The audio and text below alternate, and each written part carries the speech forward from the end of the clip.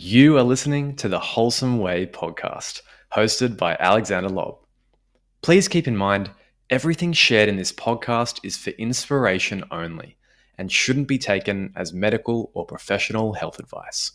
If you're making changes to your health routines or lifestyle, please check in with our qualified health professional first. This episode will begin in 30 to 60 seconds. During that time, you're going to hear a few words from two of our very generous sponsors of the show with some pretty awesome offers. So listen to this. And now, on with the episode.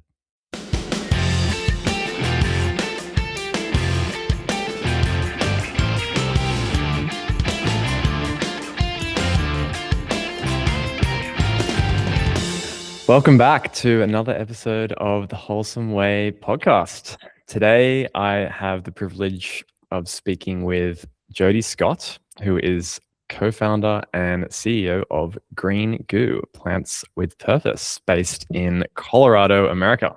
It's always a pleasure speaking with people over the other side of the world and using technology to talk about these really important things in life, in business and health and purpose. So yeah, Jodi, it's a pleasure to have you on today. Thank you. It's a treat to be here with you. Thank you. So a bit of an intro on Jodi. So Jodi is, obviously I'll get you to expand on this, but Jodi has a background in health psychology, and you previously had working in a private practice to assist disadvantaged patients in seeking medical and therapeutical care, and focusing on bridging the mind, body, and medicine for healthy lives, which I love that whole spiel because I'm all around that as well. So fantastic. And then from what I understand, you went through, operated several small businesses back in the early days. I love that term you coined, hobbies gone wild. And then started in, I think it was around 2008 to 2010, you started Green Goo, the business with your family, your sister Jen, and your mum Kathy, and Jen's husband as well. And now Green Goo is flourishing and thriving all over the world. I was also super surprised to see that at one point it made it into the welcome bags of the Oscars. That is insane. Well, welcome, Jodi, and yeah, I've been really looking forward to talking with you about Green Goo and how you integrate your business and purpose and plant care for everyone. So, yeah, take us back to the journey, the start. Like, what prompted this entrepreneurial journey of working with your family, plants, purpose, all of the above? All that good stuff. So, well, as you shared, I got my master's in health psychology, specialized in psychoneuroimmunology, and was training resident physicians on the biopsychosocial model. So you framed it really well in terms of my passion was bridging the mind, body, spirit, and how our immune system, our nervous system, and our psychology, are all woven together.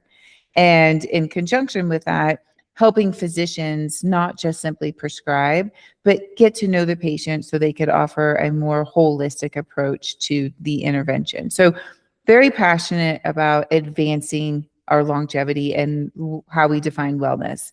And then my sister's an herbalist and a midwife. And like my aha moment was I was pregnant and we were living a really clean life, very conscientious of ingredients and what we were eating. And I got a cut on my finger and I went into my first aid cabinet and I had not read those ingredients in a while.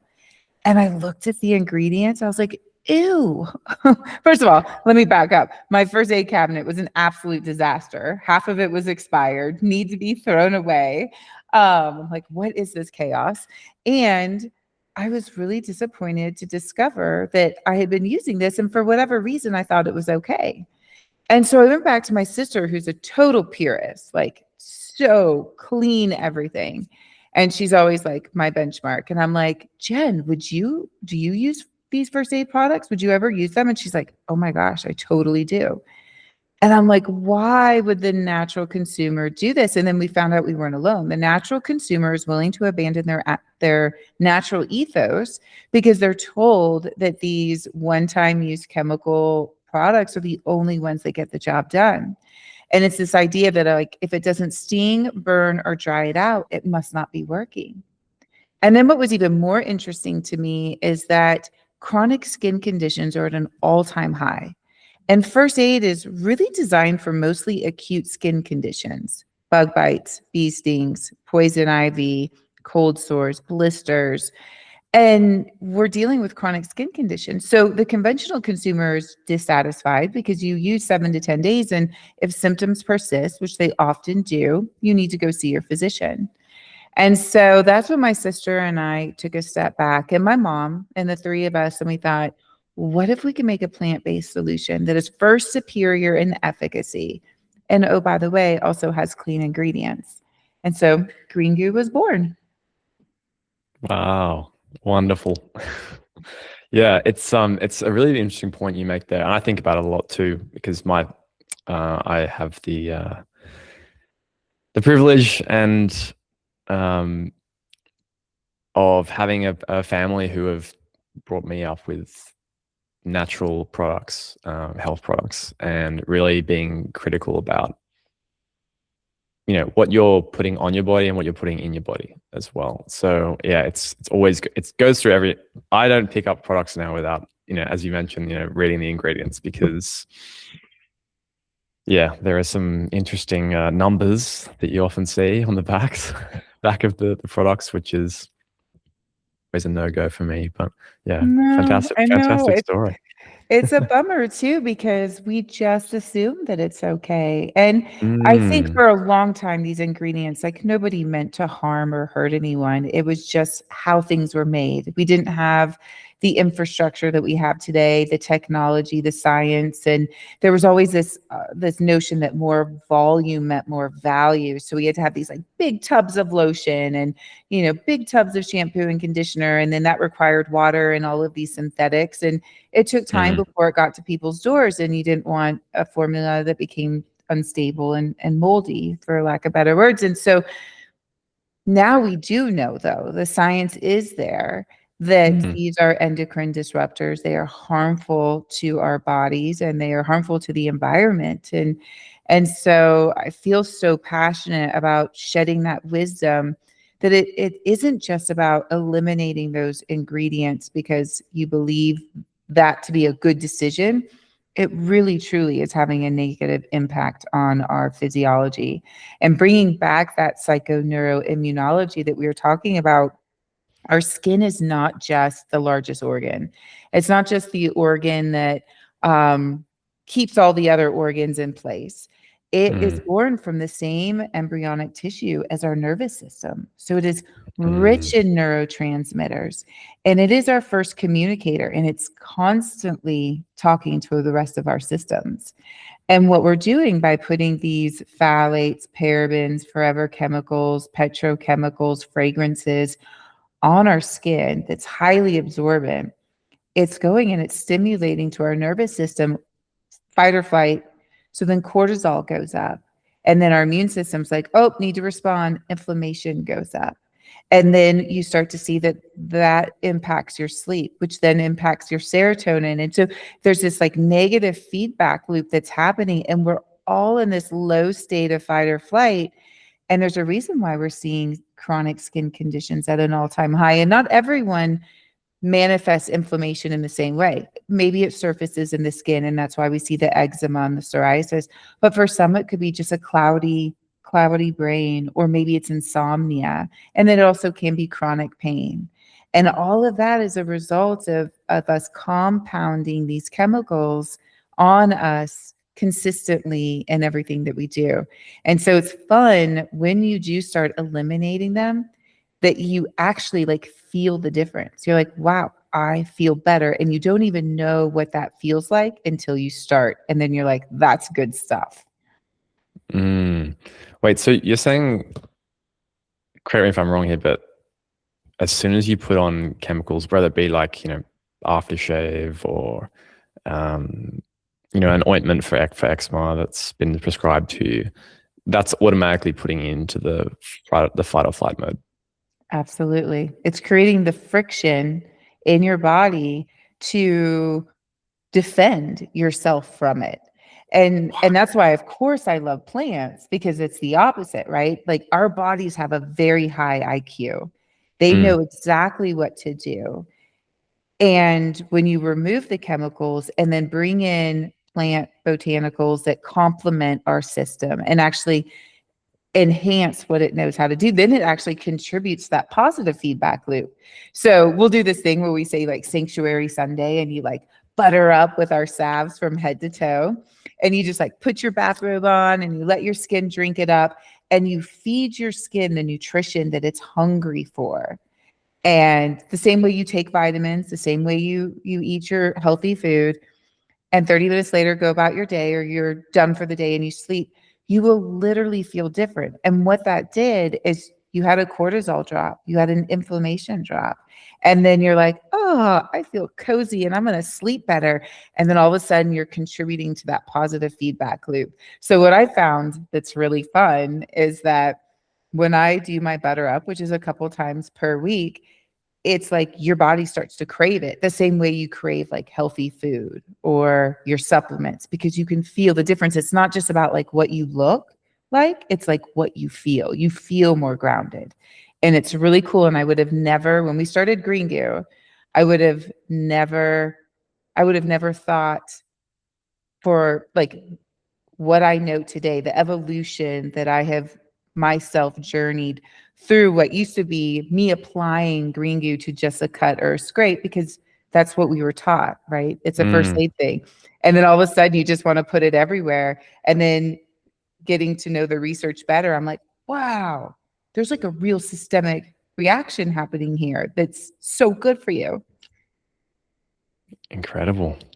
And in the early days, how much work did you have to put into the education piece around convincing your customers, family, friends that this stuff isn't just like, something you whipped up in the back that works for you and like may not necessarily, work for everyone else? Like, how did you like, do you have any stories about skeptics that you overturned? And because the reason I say that is because I've been using, organic, natural products and ingredients for a long time, like since my mum, brought us up, and my dad.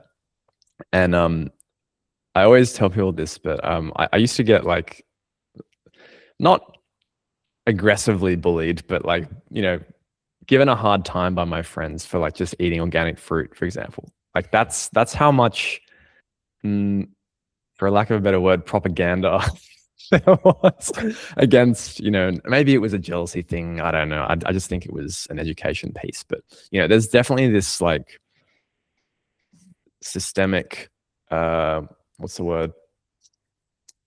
Skepticism for natural ingredients, naturopaths. You mentioned the word naturopath, you mentioned the word hypnotherapist, and then everyone's like, oh, alarm bells, no, crazy. Yeah. How much work did you have to do in the early days to convince people? Oh my gosh, this actually works? So much. So I want to peel back a couple of different tentacles to this, because it's like there's a lot here that is so important. And so the natural products that people have become accustomed to on the market are only a fraction of what the plants and natural products can do. And the reason is most of the ingredients, the plant ingredients that you're getting, are like fractions of the medicinal profile from the plant. They've been exposed to high heat or solvents or chemicals or alcohol, and it's compromised the integrity of the plant. So you're just getting like itsy bitsy pieces of that plant. And then it's being combined with a paraben or a petroleum. So it's sitting on the surface of your skin and you're not even really absorbing it. And so typically you would choose natural because you believe in natural, but not because you think it's actually going to work better. And so most people, that skepticism comes from the fact that they're right. A lot of the natural products that they've tried, especially as it relates to something like wound care, they go, well, why would I think that that would work better? Because everything else I've tried has just kind of been like, nah, So there's that piece of it. And what I love about Green Goo is that we have protected that process. So we still bring the plants to our manufacturing facility the same way we did in our kitchen. Whole plants, take it through this very gentle process that yields high amounts of the medicinal properties from the plants. And so it's rich in that botanical medicinal profile. And then those custom oils go into these formulas. And so that in itself, by giving you the plant in its whole form, is like a complete game changer from an efficacy standpoint. Then, from a formulation standpoint, what was very interesting for my sister and I is that with my medical background and her herbal background, a lot of how we invent is we see a symptom, right? And we solve the problem based on how that symptom came to be. And we decided to do something a little bit different. And part of this inspiration was we didn't want 100 things in our first aid cabinet. And if you go to a pharmacy and you look at a first aid cabinet or first aid shelf, it's so overwhelming. You're like, oh my gosh. So we were like, it's clear what people were looking for. So we're like, what if we can put all of that relief into less products? And when you think about the body, like when you get a blister on your foot and you get a cold sore, there are very two different things that happened, why they happened on your body. However, they're very similar responses as it relates to how it presents itself.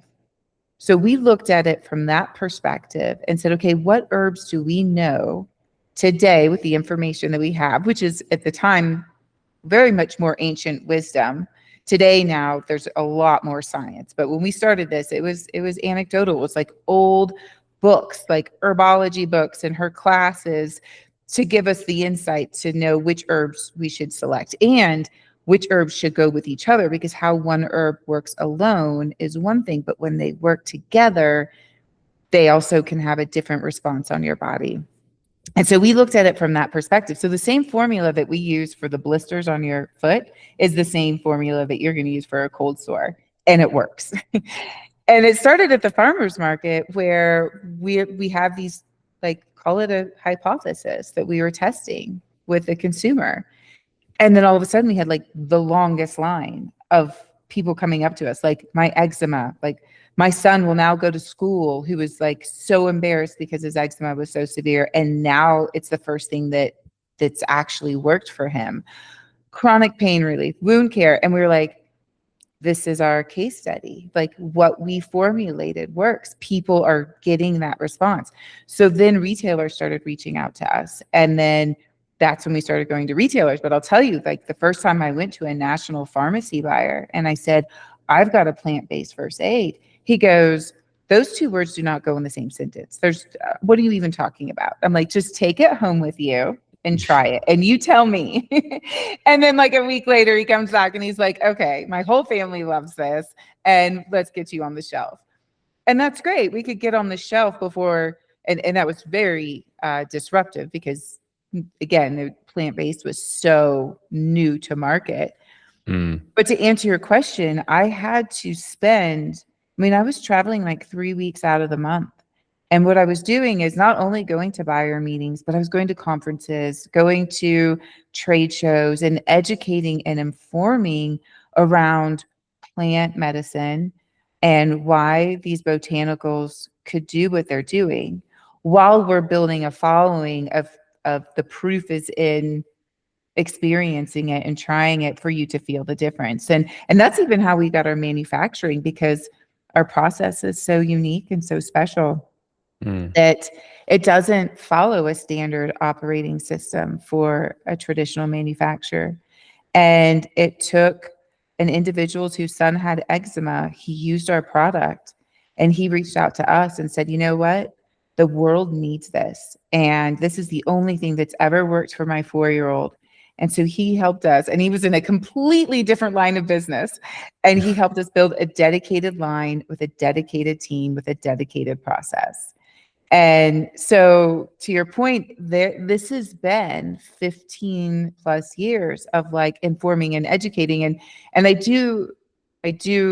seen a major difference and I'm sure you can appreciate this, being an early adopter of the organic strawberries, is that today plant-based is not as as scary as it used to be or questionable. Now people are more curious and they're like, okay, tell me more. Why does this work better than that? Which is really cool. And I really attribute after the pandemic and for us in the US, the Farm Bill passed and hemp became legal. And then all of a sudden, there was like a flood of funding that came in around botanical research. So, like, our products are registered with the FDA, and we were one of the first to have a plant-based solution registered with the FDA.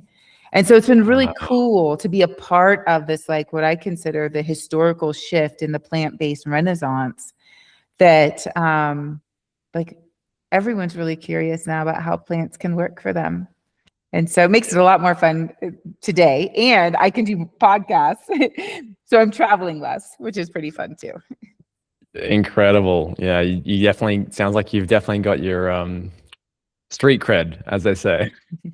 Yep. And for anyone listening who doesn't know what the FDA is, it's the Food and Drugs Administration in America, which is the equivalent of the Therapeutics and Therapeutic Goods Administration here in Australia, which basically verify anything that consumers consume for health purposes, even food as well. And it's just a standard regulation. So that's incredible that you're registered with the FDA, because I don't know if there are many.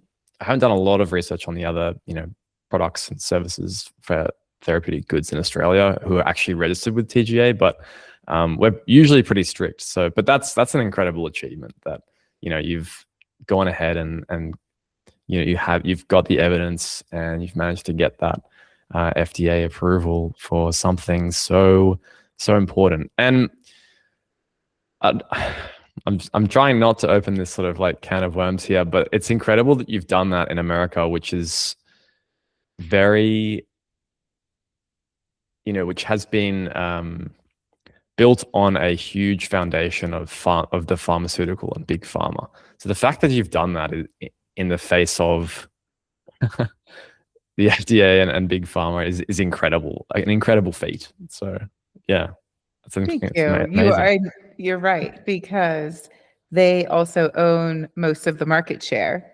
And so to disrupt first aid and bring these plant-based solutions has been an interesting journey.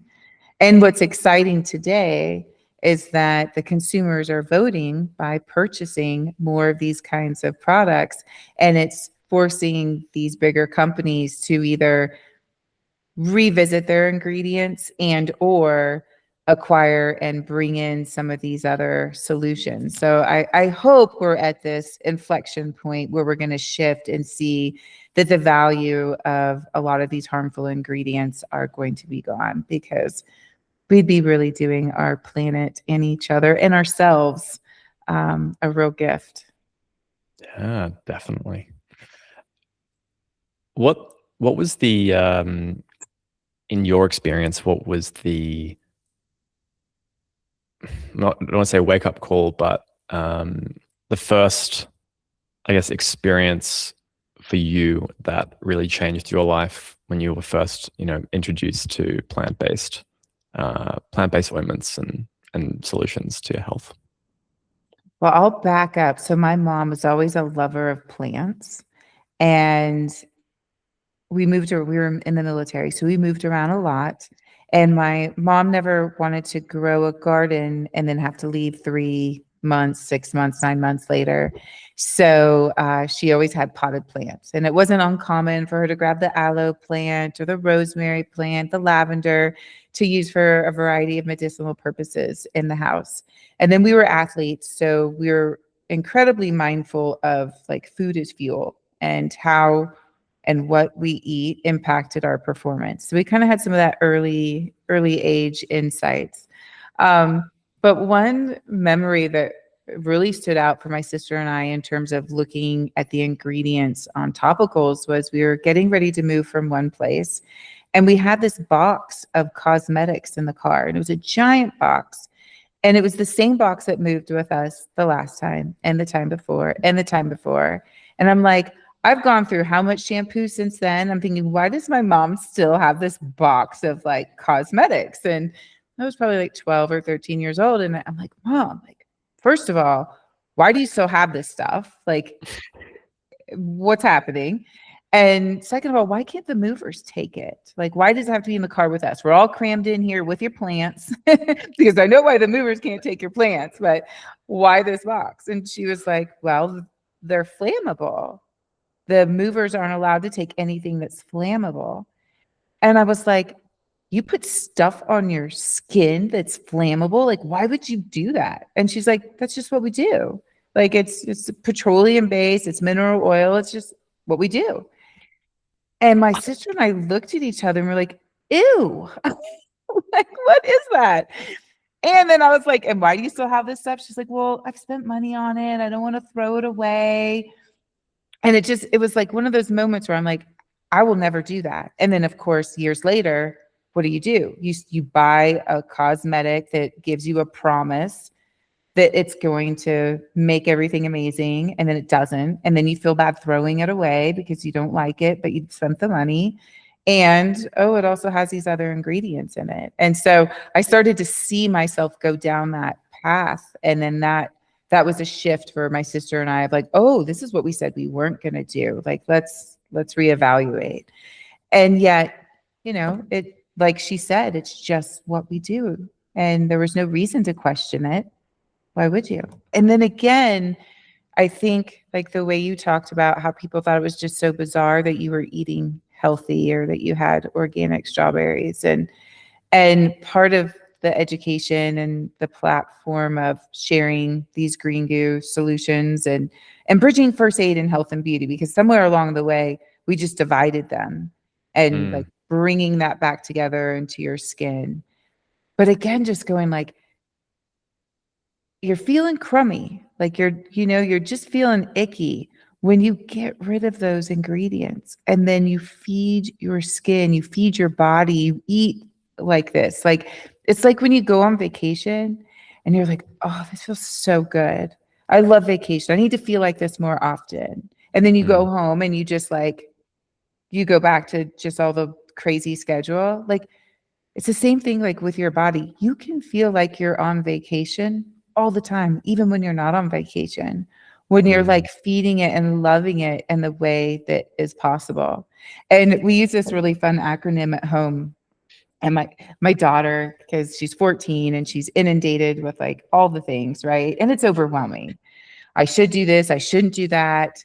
And so we're like, how can we distill this down to just be like a simple little like angel on your shoulder, a little whisper that helps you throughout the day? Because at the end of the day, like, you don't have to make big decisions. Small little choices throughout the day can compound and really add to that like feeling good. And so the acronym is called SHAMAN. And so the first S is for sleep, and that's adding to the sleep bank. And we live in a society where like sleep is just like not appreciated, and there's this reality of like rest and recovery is so important. And so there'll be times around here where I'm like, okay, everyone, like, time to add to the sleep bank. And all the technology is off and we're all in bed by 8 o'clock. And it's like, let's have a rest and reset.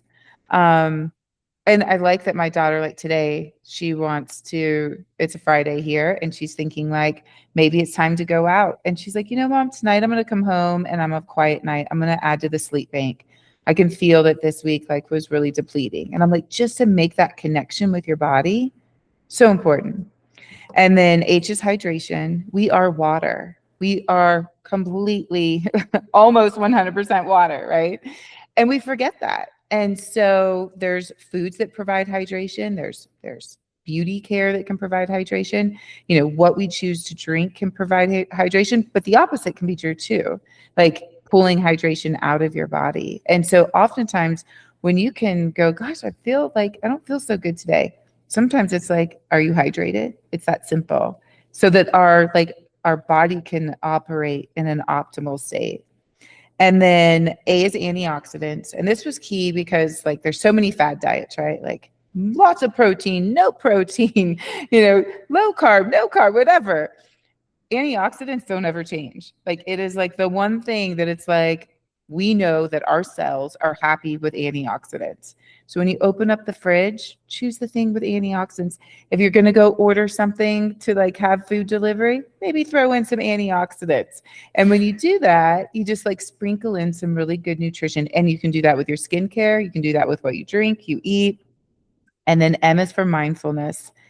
And I think we often believe that if we don't meditate for 2 hours a day, we don't get the benefits of mindfulness. And we know that 30 seconds to 2 minutes a couple times per day drops the cortisol, drops the inflammation, and puts our bodies into a state of rest and recovery. And so what I mean by that is like focus on one of your five senses and just focus on that for 30 seconds. Listen to the birds, watch the clouds go by, feel your feet on the ground, feel your breath for 30 seconds. And you'll feel that difference. And you can do that while you're still doing all the other things. It could be like you're walking to the bathroom. Well, just feel your feet on the ground while you do that. Have an intentional moment, and those will compound. And then the last A is avoid. And of course, I'm going to be the first to say avoid the harmful ingredients. But also thinking about your energy and protect it. Like it is finite. And so when you avoid situations or even people, it's okay. Give yourself permission, because when you think about your energy and you protect it, it then becomes really expansive. And it has a really positive impact on your physiology. And then N, the last letter, is for nature. And that is just because nature grounds us so quickly, and it only takes like small moments in nature to get you back to that North Star, to just like really land you. And so yeah, shaman's our little whisper. I love that. I love that. So they're like the pillars of a good life, a long, healthy life. I love it. Well, I hope everyone's taking notes who's listening into this today. So talk to me about a little bit about your mission. And I know it's spread goodness is the mission of Green Goo. How has, I guess, the evolution of Green Goo developed in tandem with your own life and how you're bringing up your kids, how you're living your own life? I know we've talked about, topical plant-based ointments that are going to help you with skin conditions or making you feel amazing and healthy and rejuvenated throughout the day. But yeah, how has that, impacted your own life over the years? Oh my goodness, it's so interwoven. And so our mission is spread goodness. And of course, that starts with spreading, the goo, the good products, the clean ingredients on your body. But it's really also a metaphor for how to live your life. And it is spreading goodness in the organization. Like, how do you treat your colleague? How would you handle a problem? Leading with empathy and curiosity and lack of judgment, and brightening their day. Because when you do that in that ecosystem and that culture, it has a positive impact on the business. But then taking that even further, like your community, the strangers that you encounter, your family. And I really believe wholeheartedly, like especially in the work setting, that if you have like this toxic culture and you're not treating each other with like the love and the goodness and the respect that you could, then they go home and they've had a hard day. And then that's what happens at the dinner table. And then the kiddo experiences it, the partner experiences, like you are who they talk about at the dinner table. And it could be positive or it could be negative. And so the power that you have to influence positively is so beautiful and so sacred. And so that's really where that spread goodness comes from. And it's really helped. Like we've been through a lot of bumps and bruises along the way building this business, and through that the impact is also like how you evolve as a human and become more resilient and like redefine success. And And it's been really special to institute that in a way that's guided me both personally and professionally. And like when a retailer wants to try to compromise our formulas, like we know that's not what we're going to do because like we have such clarity around that. Or if we have a problem in the work setting, like we have really a good benchmark where everyone's coming to the table with respect and with that goodness. And then of course that happens at home, which is really sweet, like the halo effect that happens. And our vision is bringing forward time-honored traditions. And that is that formula. So that is protecting that process, bringing this ancient wisdom that has been around for so long, this process, and making sure that we protect that when we're making these formulas. But it's also like storytelling and community and being here with you today, which is like bringing forward time-honored traditions as well. And so they help guide us through the decisions of what we say yes to and what we say no to, and just keep us on a really, I think, positive path for us. That's beautiful. Bring forward time on our tradition. Wonderful. Yeah, I think it's always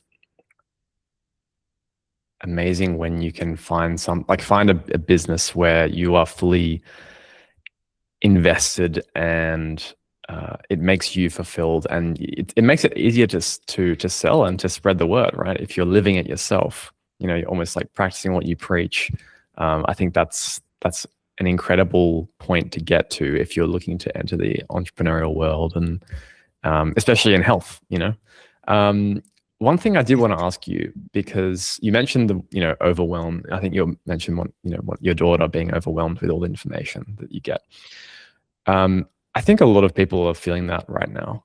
When I talk to my friends and family who have not really been exposed to a lot of the natural plant-based side that you and I have been since our youth, and with the advent of, I wouldn't say the advent, but the extra accessibility to all this information, people find themselves just giving up because there's just too much to read, and there's just too much information at our fingertips, and our brains are just not developed enough in that evolution process to take that in, let alone take action and actually do something about it. So what would you say to someone who is in a position where they have a lot of information that they've been given, or they're reading, they have a health problem that's really, really affecting them, whether it be a skin condition or slightly overweight, or their hair's falling out, at the age of 30. What would you say to someone in that position, and how to move forward and start bring themselves back to what nature provides for their health? For me, what has given me the most value is truly one simple, equitable word. I'll start with the word and then the practice, which is presence. And what I mean by that, and I didn't understand this. So I was going through a business crisis, and we sold the company. It was in the middle of administration. We were trying to buy it back. I had less than 24 hours to fire my entire team, my family. I mean, it was such a difficult time. And I lost my job. I lost my purpose. I wasn't sure I was going to pay the bills. And I was living in the future of like, what am I going to do? What am I going to do? And then I was ruminating on the past, like shoulda, woulda, coulda. And I think a lot of us live in that state, right? Mm-hmm. You're reading all these books and you're trying to find all the things. And then you start to like imposter yourself, and you're like, oh, I'm just a horrible person. And this is why I'm here. And this happened to me because I did this. And what happened during that time is I had this wonderful mentor, and I was supposed to meet with him the following Monday at 5:00. And I texted him and I said, Timmy, I'm not going to be able to meet you. I lost my job, lost the company, I've lost everything, and I can't pay you. And he's like, show up Monday at 5, and I will be there every Monday at 5 for till you don't need me anymore. And what's interesting is when you're in that state of flux, right? You're just like, you're depressed, you're anxious, you're overwhelmed, you have massive paralysis. You would think that that would have been a gift. And it actually felt like an absolute burden. I did not want his help. I wanted someone to give me the answers. And I felt like, okay, it's just another thing for me to add to the to-do list that I can't accomplish. And that's how that feels in that moment, right? Where you're just like, ugh. And so Monday showed up and I felt so guilty. I was like, oh, he's so nice. I need to just get on this call and just say thank you, but no thank you, and just politely decline. And I get on the phone with him and he's like, well, what are you going to do, Jodi? And I was like, I don't know, Timmy. I was like, I don't know. I was like, I need someone to tell me what to do. I don't know. I mean, I'd like to buy the company back. I don't think it's possible. I have nothing. I'm just like rambling. And he's like, okay, your mental fitness boot camp starts today. And I'm like, what? Okay. And he's like, you're going to set your alarm every 3 hours.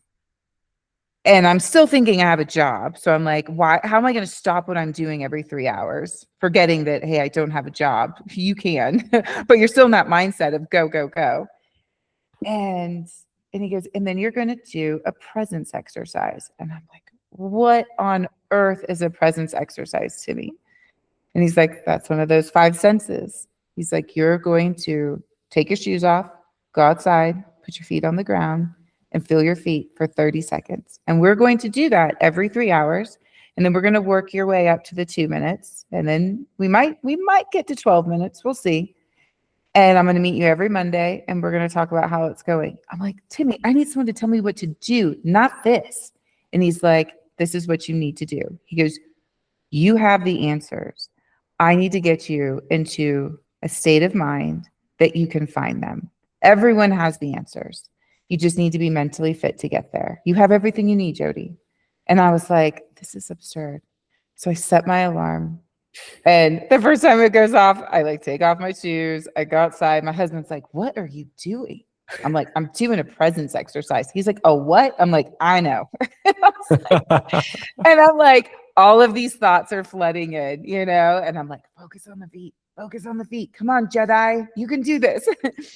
And I kept setting the alarm and I kept doing it. And then it got easier.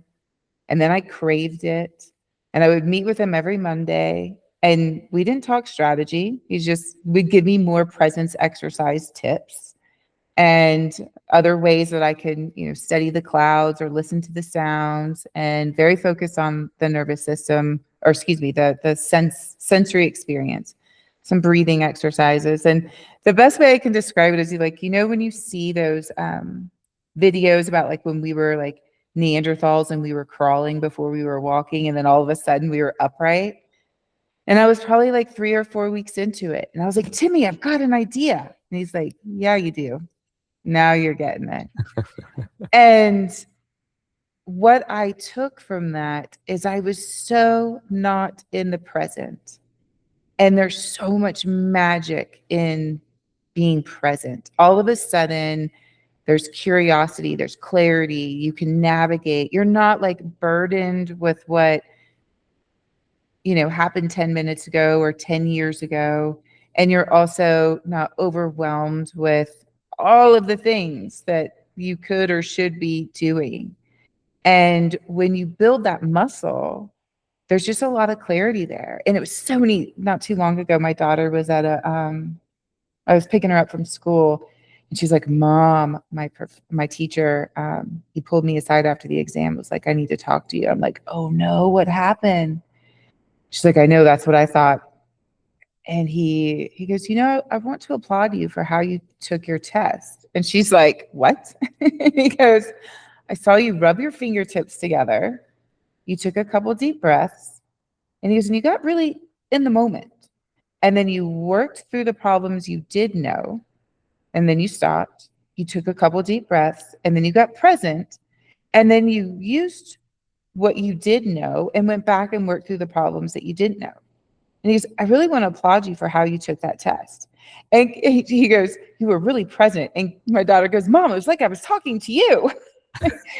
And I was like, how cool that you were like learning this, because there's so much we can overwhelm ourselves with, and there's so much we can burden ourselves with in the past. But like this practice of being present and journeying life, and there's real science even to support like the cortisol drops, the inflammation drops. Matter of fact, a recent study came out with the Journal of Behavioral Medicine and the Journal of Dermatology partnered, and they did like clinical mindful moments and how it was connected to chronic skin conditions. And they actually saw inflammation come down. Like there's a real connection on how it has a positive impact. And for me, it's such a better way of living, but I invest in it all day long.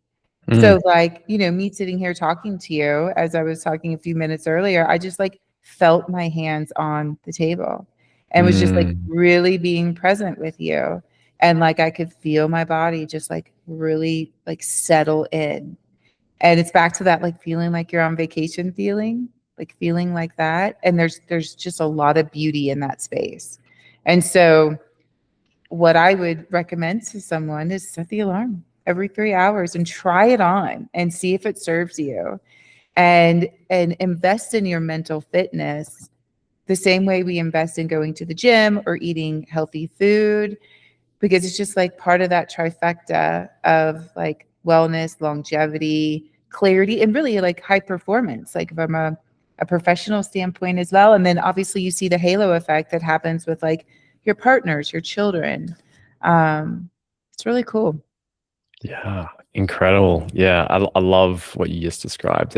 I resonate with it completely. Obviously, I use that philosophy of mental fitness in my life strategy coaching as well, because yeah, I think any decision that you're trying to make is being hindered by your thought train that's just going round and round and round and round. And I think what I really love about how you've described presence is it's a return back to simplicity, which aligns completely with ancient traditions and wisdom of, plant-based medicine. It's a return back to simplicity. And I love that piece of advice you gave, because a lot of people try to overcomplicate things for some reason, subconsciously.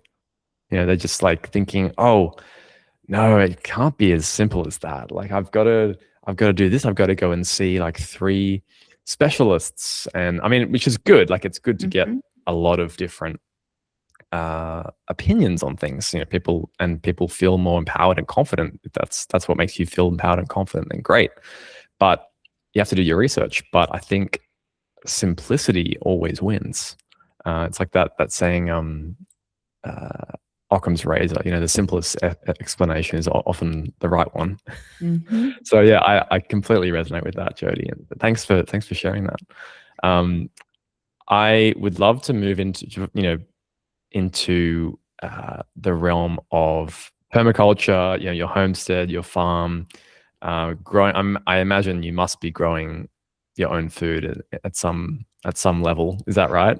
Yep, you've got it. Yep, great. It is planting season right now. So we're in the process of getting ready for the season. So we'll like start with our starters. We have to be careful here this time of year because we can always get a late snow.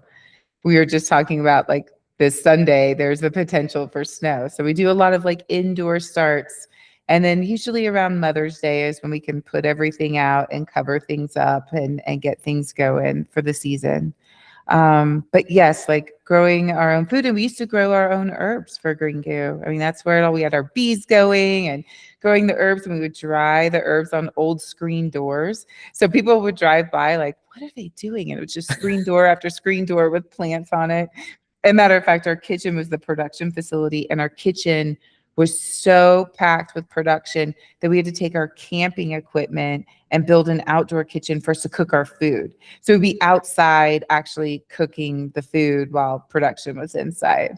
So that's not how it is anymore, but we do. I mean, we still are, dehydrating fruit. We have apples and plum trees. And so we have lots of fruit and our raspberries, but then of course all of the veggies and then our botanicals. And some of them are just for fresh flowers, or, they might be decorative on our plants. I mean, on our desserts. Calendula continues and will always be one of my favorite plants. It's in the majority of our products. And also that's just a sweet, like sunshine burst of orange, lovely flower that can be sprinkled around, and they're great for the butterflies. And a fun study that just came out on calendula is that they found that when it's absorbed through the skin, it actually stimulates the enzyme that regenerates our telomeres. So I thought that was a really cool study that we have now evidence of a plant having such a positive impact on our DNA and wellness as it goes through the skin. So I thought that was pretty cool. Yeah, I'm very familiar with I say calendula. Mm-hmm. Yes. I was like calendula. Oh yeah, calendula. Yeah, my mom has had that since I was born. Like, just always had a pot of it, a can of it. Yeah, we use it. I think we use it for just like any sort of skin condition that you have, on your body. It's phenomenal for skin repair. Love that. So just roll back a little bit there. You said it helps develop the enzymes of what did you say? Telomeres. So yeah, can you explain that a little bit? Yeah. Yes. So your telomeres are the end caps of your DNA. And over time, the telomeres start to shrink. And you can measure sort of your longevity and your, exposure to illness based on the length of your telomeres. And they naturally degrade. And then, of course, when the telomeres are gone, then your DNA can unravel. And the theory is that that's when you are exposed to, whatever we unlock, the diseases that we may be predisposed to. And so the idea is to protect the integrity of the telomeres. And so there's been quite a bit of different like supplements and vitamins and things coming out talking about how we can protect our telomeres, but there hasn't been a plant focus in terms of it. So when the calendula study came out, I thought that was so great because it's such a special plant and one that's been around like forever. It's like the more you like grow it, the happier, or the more you harvest it, the happier it is. Doesn't need a whole lot of water. It's kind of this like, it's always on sale at the grocery store because no one knows what it does. And it's a fun one. Yeah. So we have a lot of those plants, and we have our yarrow and plantain, which are the three that I love for wound care. Plantain being nature's Band-Aid, and yarrow and plantain and calendula are beautiful because they increase oxygen to the wound site.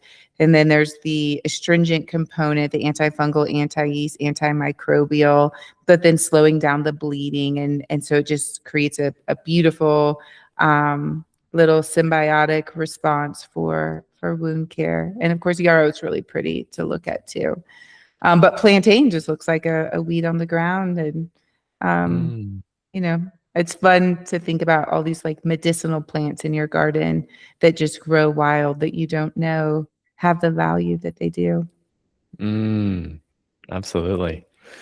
Yeah, I might get you to send me that study, because, and we'll link it in the episode, because that's something that I know a lot about, calendula, and I think we should definitely spread that around the world. That's great. Just on your, I guess your homestead, your farm, the food that you grow, what do you have to say about being self-sufficient and growing your own food? Why is that important? Should everyone be doing it? What's your take on it? Well, there's just a lot of beauty that comes from it. I mean, first and foremost, to know where your food is coming from and to appreciate the labor and the love that goes into our food.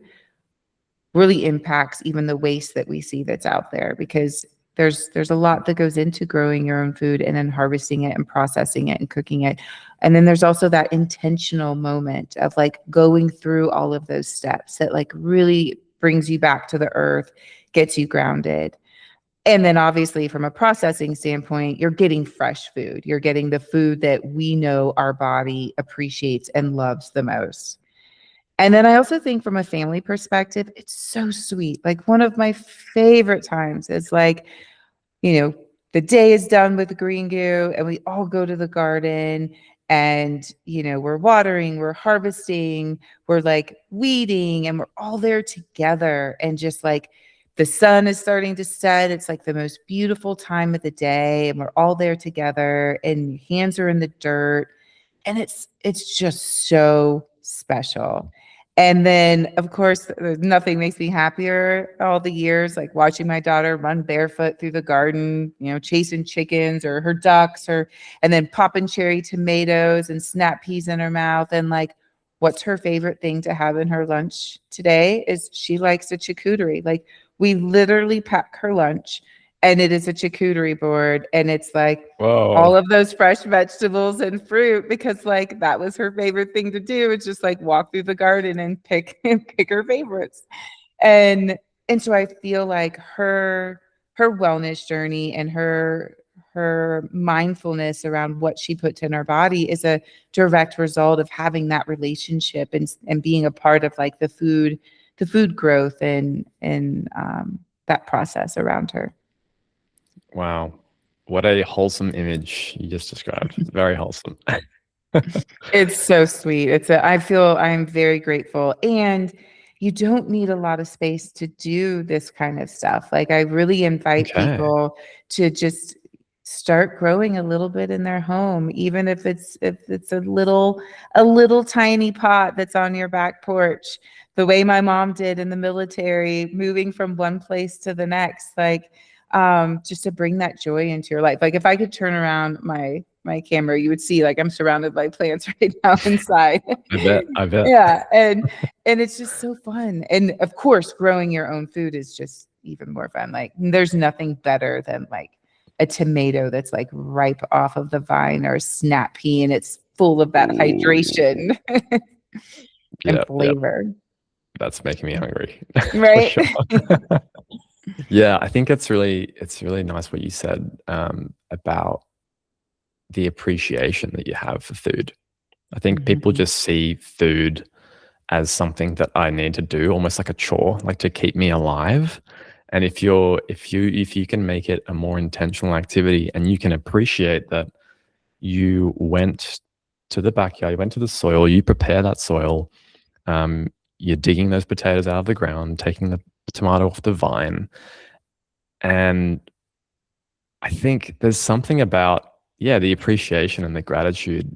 And then I think that directly from what I've read and the research that I've done on food and eating and growing food is that when you eat that food with appreciation in a positive state, it's actually going to allow you to digest and also absorb what you need properly from that food.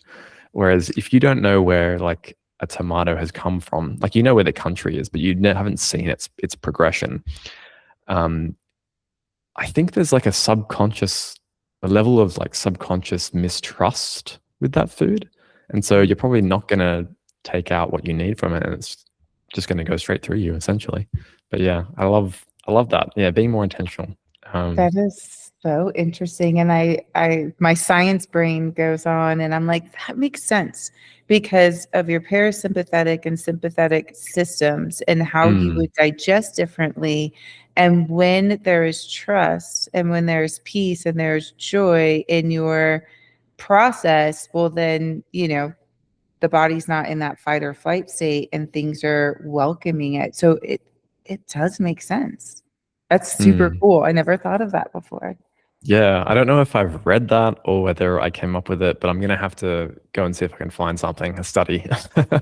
But yeah, it makes sense to me, like intuitively, when I think about just eating and how important that is for us to survive. Yeah, trust is one of the most foundational, human traits that we value and that we need to survive. So, yeah. So true. And food waste is it's horrible. There's so much food waste. Oh, And yeah. when you grow your food too, you have such a different relationship with it. You're so much more mindful. And when you can have the luxury of composting and putting food back into that cycle, that feels really good too. Absolutely. So, Jodi, looking into the future, what are you most excited about in the world of Green Goo, your family, and the future?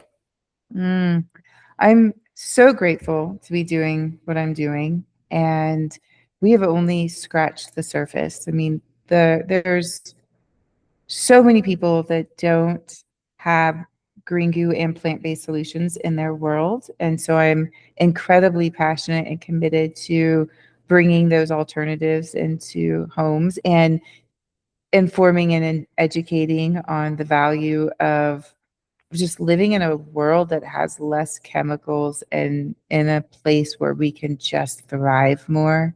So I'm excited. I feel like we're at a time of inflection where people are more curious and they want to take, not necessarily the word control because that can sound negative, but they want to take it in their own hands. They feel the power to be empowered and to live a life of authenticity and good health and presence and finding the joy in that and the simplicity in that. And so I'm excited to be a part of that and doing that more in my own life, as well as inviting that more into other people's homes. Beautiful. Thanks for sharing that. Well, I have some bonus wrap-up questions that I love to ask my guests at the end, if you've got some time. Let's do it. Great. Number one, what is your number one guilty pleasure? Oh, it's two. It's kombucha and dark chocolate. I'm like, I have them both on my desk right now. I love a good Nice. dark chocolate. I'm also a big fan of those two. Yeah. Good stuff. One book that changed your life. So next to all these plants, I have a lot of books. I think for this purpose, I'll go back. Back. I think I was 16 or 17 when I read Man's Search for Meaning. And I feel like that was a really important book at an important time in my life to think of the value of purpose. And it pointed me in the right direction, and I'm very grateful for that. And I've gone back to that book a number of times. The biggest life lesson you've learned to date? Presence. You're going to say that? Yeah. Plants, purpose, and presence, but presence first. Because with presence, then you find the plants because you're so in tune that you wouldn't have anything but the plants. Yeah. You sort of you come back to getting control of yourself, and then you look around and you're like, oh my gosh, that's what I needed. I just needed a plant. Yep. Need more plants in my life. Couldn't agree more. And where can people reach out to you and follow you on your journey? Jodi A. Scott on LinkedIn and greengoo.com. Yes, please do reach out. Fantastic. I'll make sure to put those in the show notes so people can reach out and follow you on your journey. And yeah, do you have a final message for our listener today? Final message.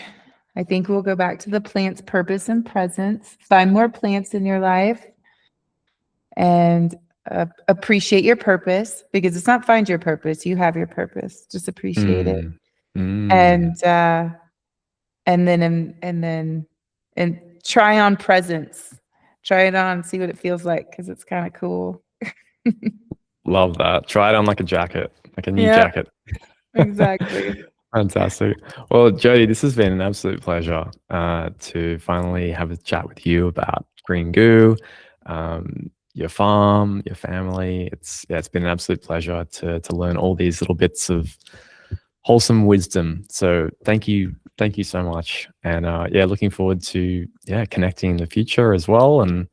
Um, and if everyone please look in the show notes and follow Jodi via Green Goo and on LinkedIn.